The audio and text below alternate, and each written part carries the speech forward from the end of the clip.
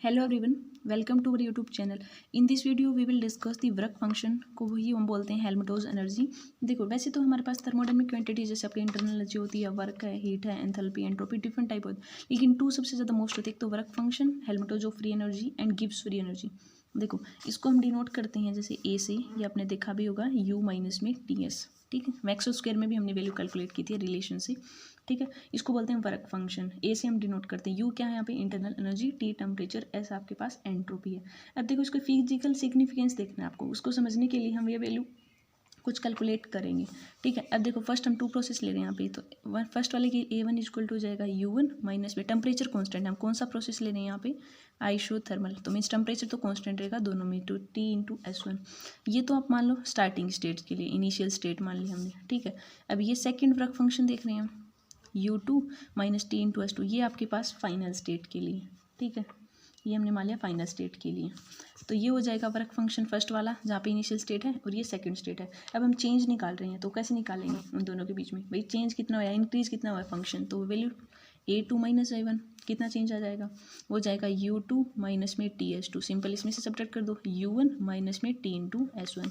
अब देखो A two minus A one को क्या लिख सकते हैं हम, डेल ए, मीन्स चेंज कितना हुआ है आपका वर्क फंक्शन में, तो इसको देखो यू वाली टर्म को सेपरेट कर लो, तो U two minus U one, तो U two minus U one, और यहाँ पे क्या हो जाएगा, टेम्परेचर दोनों में कॉमन, यहाँ क्या आ गया आपके पास एस टू माइनस में एस वन। ये टर्म कितनी हमने सिंपल। अब देखो U two minus U one का मीन्स क्या है, del U, means change in internal energy कितना हुआ है आपके पास माइनस टी, और S two minus S one का क्या मीन्स है यहाँ पे डेल एस। तो क्या आ गया आपके पास चेंज इन वर्क फंक्शन, क्या आ गया, del A equal to del U minus में T del S. Del U means change in internal energy, और जो डेल एस है इसका मतलब है चेंज इन एंट्रोपी। अब देखो हमने देखा था एंट्रोपी की डेफिनेशन से, क्या देखा था हमने, डेल एस क्या होता था आपके पास डी क्यू बाई टी। ठीक है, अगर रिवर्सिबल ले तो Q reversible by T, T यहाँ पे टेम्परेचर होता था। और फर्स्ट लॉ ऑफ थर्मोडायनेमिक्स हमने क्या देखा था, del U equal to Q minus W, work of expansion isothermal process के लिए कर रहे हैं हम ये ऑल थिंग्स। यहाँ पे रिवर्सिबल वर्क है, तो Q reversible minus work done हो गया, मैक्सिमम वर्क डन होता था ये। ठीक है, वैसे वर्क डन की वैल्यू पी डी वी होती है। थर्मोडायनेमिक्स में हम ऑल थिंग्स कैलकुलेट कर चुके हैं।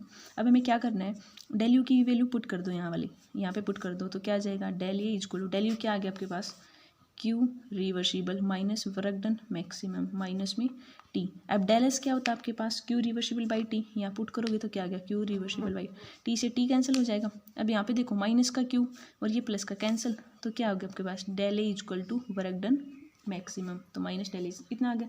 तो हम बोल सकते हैं कि कोई भी प्रोसेस है ना ओकर हो रहा है कॉन्स्टेंट टेम्परेचर पे, तो जो डिक्रीज, देखो नेगेटिव साइन है यहाँ पे, क्योंकि देखो del O equal to minus work done maximum था, तो इसको मैं ऐसे लिख सकते हैं minus del equal to work done maximum.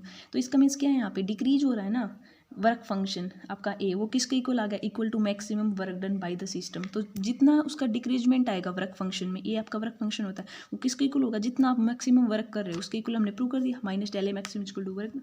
तो ये आ गया यहाँ से, यही रीजन है कि जो थर्मोडायनामिक क्वांटिटी है ना वर्क फंक्शन को, उसको हम इसका second name Helmholtz free energy भी बोलते हैं, क्योंकि वर्क के इक्वल आता है, तो ए को ही हम बोलते हैं। इतना थिंक समझ आ गया। अब देखो एक सेकंड टर्म और इंपॉर्टेंट होती है आपके पास, गिब्स फ्री एनर्जी, वो भी हम यहीं डिस्कस कर लेते हैं। सेकंड आपके पास आती है गिब्स फ्री एनर्जी।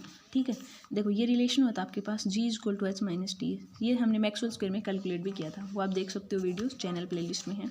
ठीक है, एच यहाँ पे क्या होता है enthalpy, T temperature, S entropy. वैसे ही हम टू इनिशियल और फाइनल के लिए देखेंगे तो क्या हो जाएगा, G one equal to H one, और प्रोसेस कौन सा है, आइसोथर्मल, मीन्स टेम्परेचर चेंज नहीं होगा, कांस्टेंट रहेगा। ये तो आ गया आपके पास इनिशियल के लिए। अब ये निकालो final, H to minus T into S two, ये हो गया आपके पास फाइनल स्टेट। अब चेंज निकालेंगे तो क्या हो जाएगा, G two minus G one equal to H to minus T S two, G two में से जी वन में कैंसिल कर दो, क्या हो जाएगा H minus D S one, ये हमने सिंपली सेपरेट कर दिया। अब देखो G two minus G one का मीन्स क्या है, del C, change in free energy कितना है। ठीक है, और एच टू माइनस एच वन को एक टर्म सेपरेट कर लो, H to minus H one minus T, T constant है यहाँ पे, H to minus H one, ये क्या हो गया H two minus H one, तो यहाँ पे क्या आ गया, del G is equal to del H, H to minus H one का mean change in enthalpy minus T, यहाँ पे डेल एस, सिंपली कैलकुलेट कर दिया हमने। ठीक है, del S means enthalpy change कितना हो रहा है सिस्टम का, और डेल एस मीन्स एंट्रोपी का चेंज कितना। अब देखो कांस्टेंट टेम्परेचर पे ले लो, एंट्रोपी की सिंपल डेफिनेशन अब भी देखी थी हमने, क्या थी यहाँ पे, del S equal to Q reversible by T.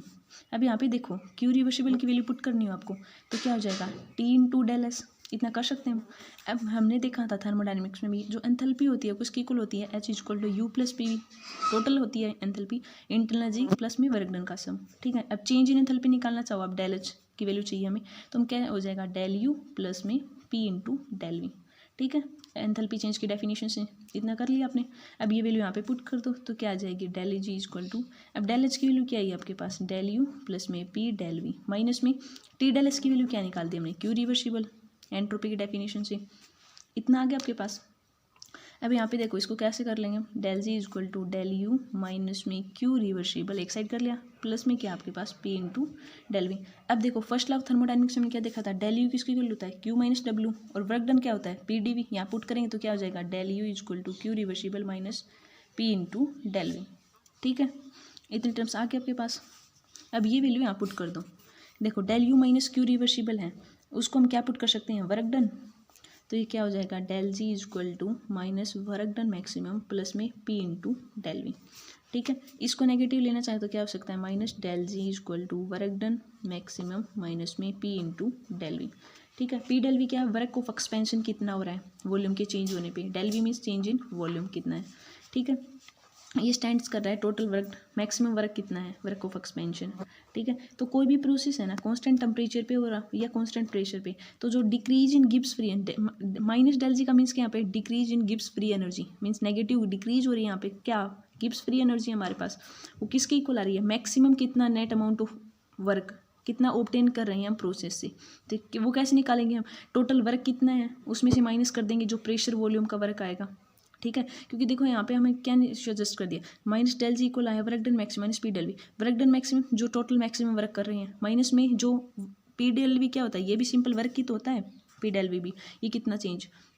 तो यहाँ से हमारा रिलेशन आ गया minus del G equal to work done maximum minus P del V. ये दोनों आपसे 2 या 3 मार्क्स में पूछ लेते हैं, जैसे आपके पास वर्क फंक्शन बताओ, 2 टर्म्स आएंगे, work function, Helmholtz free energy and Gibbs free energy. तो इनका आपको पता होना चाहिए कि कैसे होती हैं ऑल थिंग्स। आई होप आपको समझ आया होगा। Thanks for